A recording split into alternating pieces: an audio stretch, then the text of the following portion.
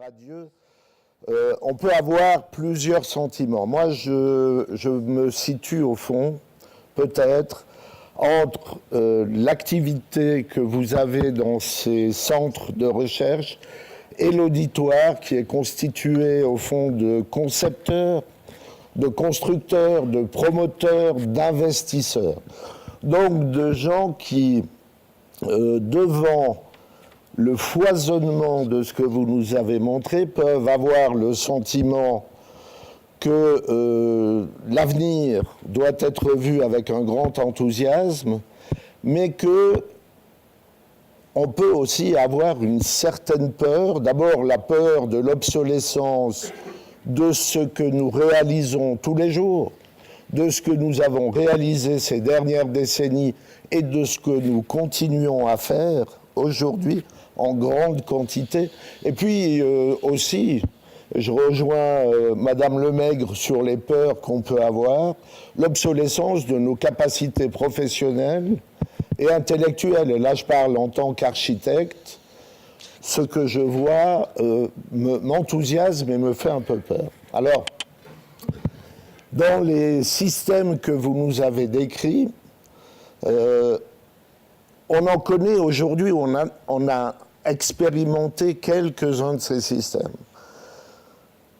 Il me pose une question, c'est le fait que certains de ces systèmes qui font la promotion ou la réalisation d'un développement durable nous sont imposés et qu'on a des fois le sentiment de la contrainte. Je prends un exemple tout bête, quand les stores d'un immeuble de bureau se baissent tous en même temps pour économiser de l'énergie, est-ce que, au fond, on ne peut pas dire qu'il y a là au moins en apparence une contradiction entre le développement durable et le confort individuel? Alors, j'aimerais vous entendre là-dessus. Alors, sur cette dernière question, et peut-être qu'on peut revenir sur les autres points aussi, en fait, je vous rejoins totalement. C'est exactement une situation où on se trompe de priorité. C'est-à-dire que si on met l'économie d'énergie avant le confort, c'est exactement l'inverse de la raison pour laquelle on utilise l'énergie au départ, puisqu'on l'utilise pour le confort. Donc si finalement on l'utilise aux dépens, ou on essaye de moins l'utiliser aux dépens du confort, c'est que le bâtiment est mal pensé. Donc je pense que le sens des priorités doit revenir à sa juste place, c'est-à-dire qu'il y a d'abord l'occupant et son confort, et c'est l'environnement qui doit lui permettre d'être aussi bien, aussi confortable que possible. Et typiquement, ne pas décider que tous les stores soient baissés alors qu'il n'y a qu'une des façades qui est ensoleillée, alors que ça ne gêne que une ou deux personnes, etc.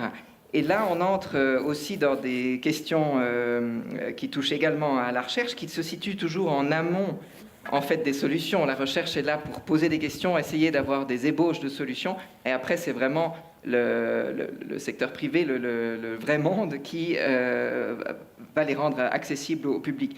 Mais là, par exemple, il a déjà été démontré que lorsqu'on a un contrôle sur son environnement, lorsqu'on a le droit de soi-même allumer, éteindre, de soi-même ouvrir les fenêtres, on est beaucoup plus tolérant par rapport aux conditions de confort. On trouve que c'est beaucoup plus confortable plus longtemps. Quand c'est plus sombre, quand c'est plus clair, on trouve que c'est toujours confortable parce qu'on sait qu'on pourrait, si on voulait, le changer. Donc ça, c'est d'une part. D'autre part, on a aussi découvert que lorsque il y a un contact avec les ressources naturelles, c'est-à-dire la lumière naturelle, l'air de dehors et non pas une ventilation mécanique, on est aussi plus tolérant. Donc il faut à la fois une meilleure compréhension de ce qu'est le confort et prendre en compte ces questions-là pour remettre aussi en avant les préférences et les besoins des occupants. Merci. On a aussi le sentiment, quelquefois, dans la pratique de mon métier, moi je suis architecte, de ne pas s'y retrouver à cause de contradictions dans les éléments du développement durable. La domotique, par exemple, qui va permettre toutes ces adaptations, y compris, si j'ai bien compris, l'adaptation des systèmes à des habitudes individuelles, donc une adaptation pour la liberté de la personne, tout ceci utilise au fond beaucoup l'informatique. L'activité informatique, et j'ai été stupéfait quand j'ai fait le data center de IBM à Genève, de la quantité d'énergie utilisée par les systèmes informatiques, donc de domotique, donc de systèmes qui sont censés participer aux économies d'énergie. J'ai entendu dire récemment que l'énergie dépensée pour l'activité informatique dépasse aujourd'hui l'énergie du transport aérien mondial. Alors, comment est-ce qu'on fait des choix, des équilibres, des arbitrages, disons, entre ce qui peut apparaître comme des oppositions et des contradictions? Oui, c'est une excellente question. Je pense qu'il faut faire attention de différencier l'énergie utilisée pour le domaine de l'informatique au sens large de l'énergie utilisée dans le cadre d'un habitat pour la domotique, qui là par contre la facture d'électricité pour la domotique est quand même largement inférieure aux aspects, disons, de chauffage, refroidissement, éclairage, etc. Et surtout tous les appareils, disons, qu'on a. Par contre, je pense que ça soulève un point très intéressant, et ça c'est un point de vue assez personnel.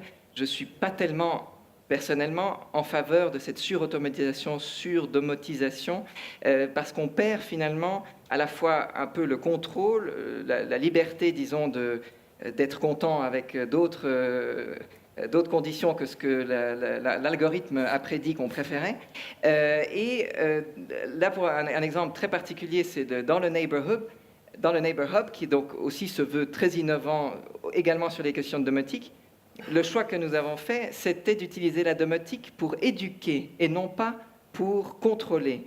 Donc, on a effectivement un iPad qui nous dit qu'est-ce qui est consommé quand, mais pour information, on a une douche il y a un petit nounours qui est sur sa banquise, et au fur et à mesure qu'on prend sa douche, la glace fond sous le nounours, et au bout d'un moment, il se retrouve sans glace, et donc ça n'arrête pas la douche, donc on ne force pas la personne à arrêter d'utiliser de l'eau chaude, ça le rend conscient que lorsqu'il s'est savonné 3 fois, l'ours, il est en moins bonne forme. Et donc, c'est plutôt une question de sensibilisation sans être intrusif, et je pense que la clé d'un futur durable, d'un futur radieux, c'est au niveau de la formation et de se sentir éduqué, responsabilisé du fait qu'on en est conscient des enjeux, mais de manière douce et non pas de manière imposée ou intrusive.